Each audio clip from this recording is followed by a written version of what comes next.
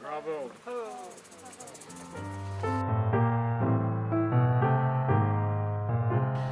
I'm here today with Geoffrey Cook, an old friend of mine, and someone who is a poet, an artist, a translator, a journalist, and probably a few things I don't know about. A multifaceted personality. Jeff, I first want to ask you how we met, what you remember about where we were and how we met. I do know it was San Francisco, and I believe it was with David, the late David Moe, the dear late David Moe. But it was San Francisco. It's some way, I think it was near Golden Gate Park, but I might be wrong. And it might have been a poetry reading at that. And we got her at the Oakland Rescue Shelter. And she's a purebred poodle, and I never thought my last dog would be a foo-foo dog, and I love her dearly. I know, I can see that. Well, do you think she'll move a little if I give you this book to read from? she might have to, I don't know if you're going to do both. Maybe you can do both. She likes I was going to say that you have a poem in my book. That's a book that I wrote, and it was published in '89, about Tamalpias, the mountain. And your poem relates to Tamalpias, so I published you. I think I wrote this when I first came to San Francisco around 1970. Ooh, that's old. In the city, I am caged in my room, typing notes. What is alienation but the lack of mountains, sky, and heavens? In the 16th century, Sir Francis Drake explores the coast for the crown. The Miwok silently spy the wooden ships from their holy mountain. In 1776, a Spanish Jesuit came to missionize the Indians from these elements: earth, air, fire, and water. Breezes thrash smog over the ocean. The teeming noise of San Francisco and San Rafael is heard as the wind, an eagle circling the peak. Thank you. So, some are translations and some are your own writing. Yeah. So, are you familiar with the poet, Rumi, obviously, the man that translates Rumi, Coleman Barks? Do you know his work? I don't know his work, but so many people have translated Rumi. I mean, you know. He's very good. I mean, he makes it very alive. Yeah. So I just wondered what you thought of. I don't know. I mean, Rumi is almost over-translated. You know, it's like Katalas, which I'm thinking of every young man. It's a sin of your youth, you know, and it is to translate Katalas. So I have a translation of Catullus, and I think I'll blog it finally. But what drew you to translation? Why do you translate things? Why do you choose to translate a particular person or piece? Oh, I don't know. Just interests me. I did it more in my younger days. I've been thinking of doing it again. There's a piece that was found wrapped around a mummy a number of years ago that needs a good translation. And now I do most of my research in Arabic, and I don't speak a word of Arabic. These darn translators. In fact, I consulted with Microsoft about the translators. You're using a computer program to translate things. You translate. Yeah. You know, Google has one. Microsoft has one. Azure. And you translate, get a rough translation, and then you get your dictionary and go to it. You know, you can't. The machine translations are not ready for prime time. That's the thing. I would mainly use it for footnotes, but if I'm going to use it for footnotes, I go to somebody who's fluent in whatever language I'm footnoting it and is fluent in English. Right. So what is this thing about a mummy? Something was wrapped around. It's called the Dyskolos. Oh God, I wish I had it. It was a play, a very famous play by a Greek comedy writer named Menander, and they only had bits and pieces, fragments. And then, when I was maybe in my 20s or teens, some archaeologist took apart a mummy, and they used to make the mummy. They used the whole manuscript of Menander, which the play was called the Dyskolos. So there are translations. I haven't heard it perform, but it probably has. Like paper mache, they dip it in something and wrap. Well, that's how you make a mummy. You ever made a mummy before? I never made a mummy. You never I made a balloon. Anybody? I made paper mache balloon. But that's how, that's part of it. I mean, it was a late mummy, it was in the Greek period. Mm-hmm. Yeah, I wondered because I didn't think you spoke. Yeah. Do you speak Arabic now? No, a few words. I know how to get to the bathroom in the cosmos. It's very important. Yeah. What is it that drew you to the kind of journalism you've done, or that category or that theme of writing for, you said you write for American Muslims. Do they know you're not a Muslim? By my name, yeah, and I don't wear a beard. Yeah, everybody knows it. Being a man of the book, a Jew is a man of the book too. I'm a Christian. Yeah. And I pray with them. I have no problem. I'm starting to get to know the movements, even the ritual of it. Mm-hmm. I was writing for a blog of a man down the street, in fact, a rich man, who was trying to. He was in the Muslim League in Pakistan. He was trying to overthrow Musharraf, and I rather liked Musharraf, and so he got me in trouble with Musharraf. But nonetheless, I lost a job when Musharraf was overthrown, and so then this other man who very much wants to get a voice for American Muslims, and I feel, since I come from a tradition of a German liberal, 19th century German liberal tradition, everyone in my family are Democrats, except one minor robber baron in the 1920s. And so I saw the Muslims as I saw the blacks in the 60s as a repressed minority after 9/11. Yeah. So the publisher wanted to build a voice. It's called the Muslim Media News Network, or syndicate. And so he came to talk with Khwaja and in a group of American Pakistanis running. And so he met me, and we talked, and he knew what my work environment. And it was very near the time when Modi, who will probably be the next minister of India and is a fascist bastard, created a program against Muslims in Ahmedabad, India. And my specialty is South Asia. And this man was a very successful heart surgeon in Detroit. And so he asked me to write for him. And my first article was on Ahmedabad. Mm-hmm.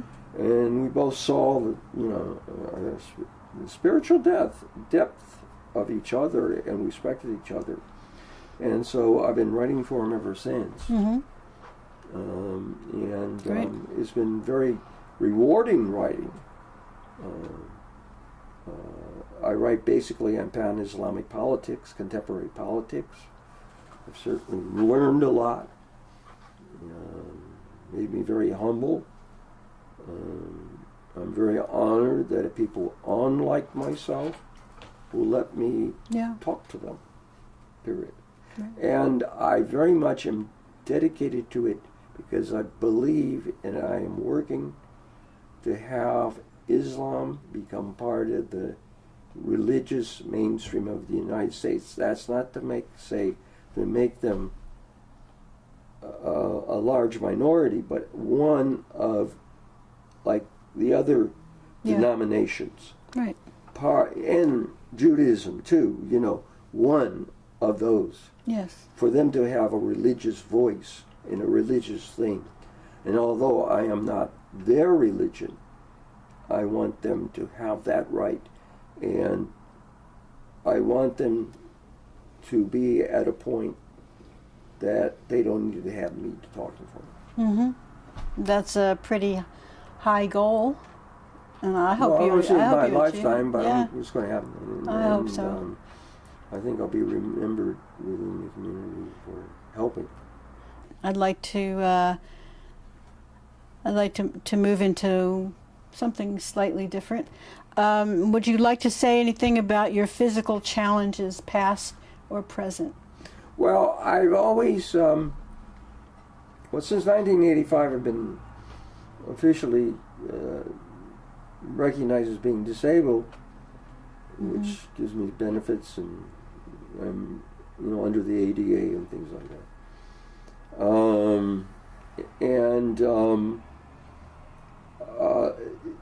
I was born breech birth, so I'm lucky I have any sense at all. They were able to cut the umbilical cord type. But so I always have had challenges, and I was recognized in '85. But they used to say about my disabilities, they won't kill you, but there's three. They won't kill you, but you wish they would, because they're very painful.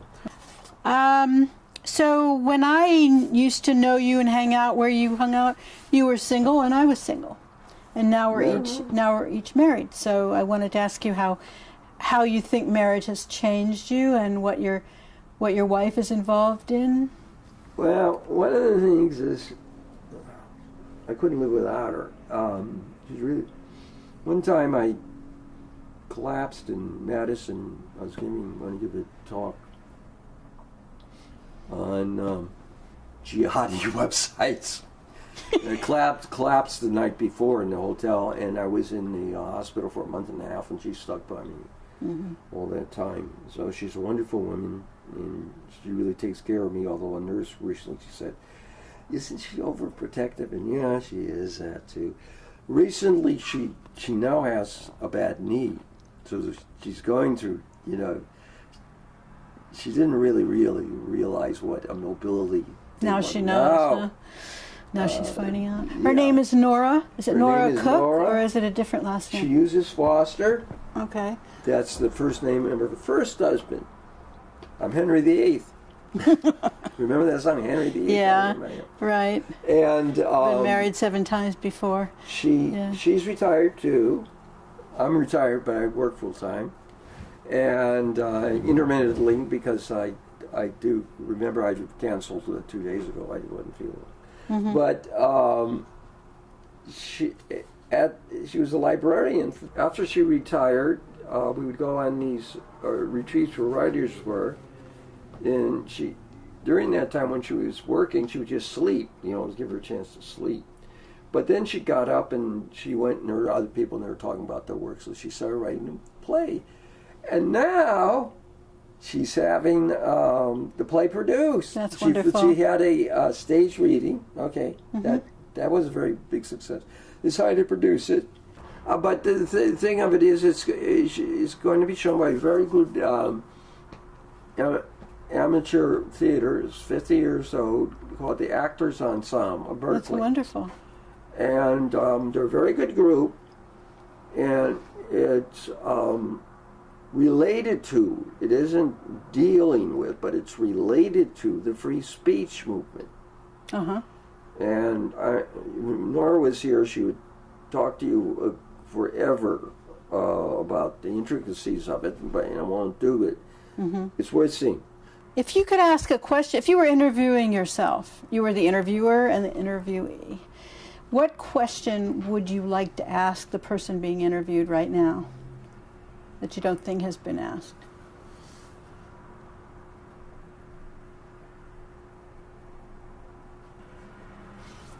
Why do I get up in the morning?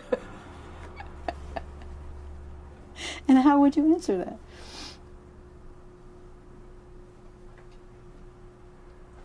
I'm in pain and I want something to relieve the pain.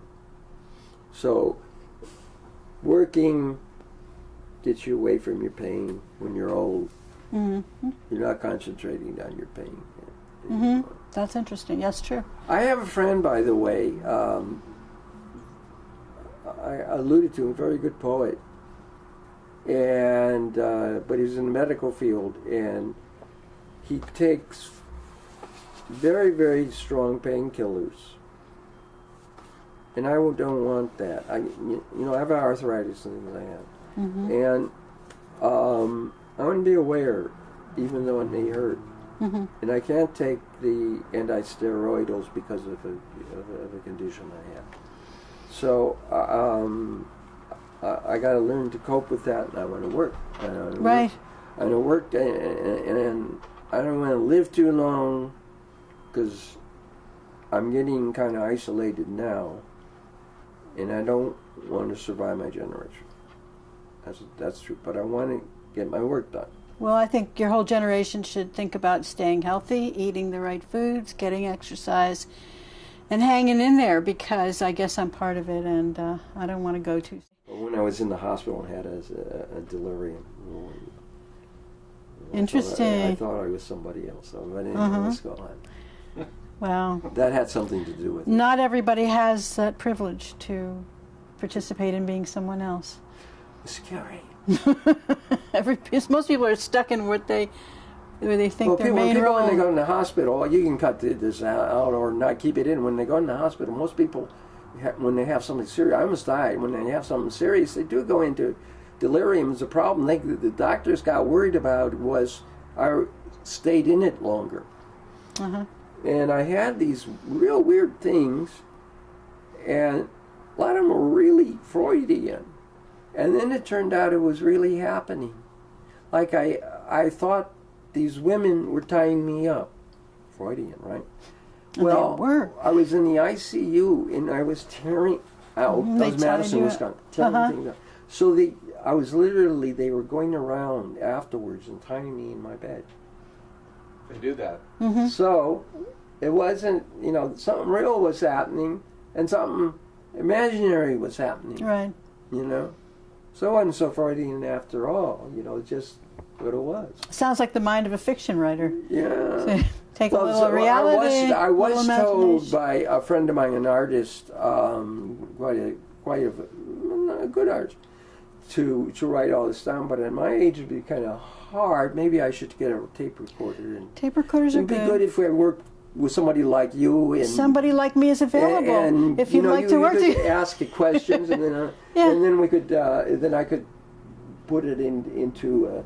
I'm thinking of doing a memoir like this. Having somebody. Yeah. And then put it into a yellow sheet, a legal pad, and talk into the computer. Yeah, you can do that. Well, one more question, which is, so you're Dr. Geoffrey Cook. That's not the question, but I just somehow didn't realize that. Okay, what do you wish you had done that you never have done? Bucket list.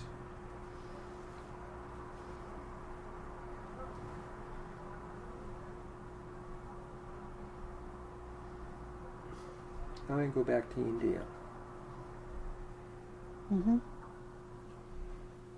To die. It sounds weird, but I do. At the side of the Ganges? Probably. Ceremonially? Probably Benares. Benares, yeah, I've seen that on the video.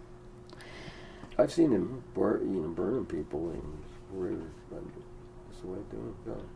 The poetry of Geoffrey Cook, from his book Azrael, published in 1992 by Androgyne Books. The they of this poem lectures to the I of this poem how this poem should be, that the I should not be this poem. This poem is all I've got. Damn it. Erato. This poem is a slimy frog. Every time I get a hold on her, she squirts away. Desire is the glue of this globe, and I'm falling apart.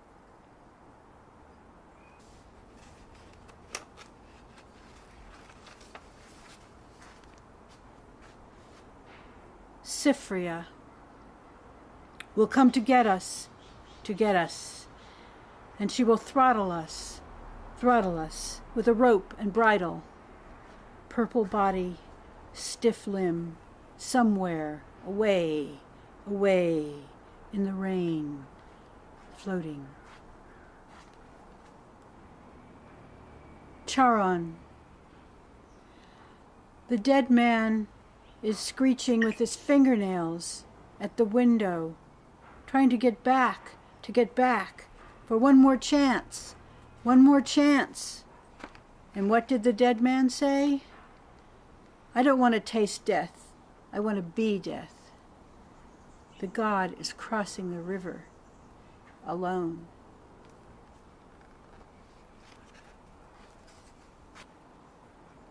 Sadness, tears of despair, forgetfulness of death. Jenny and her dog Buffalo running on the beach. I make this poem mine. Geoffrey Cook.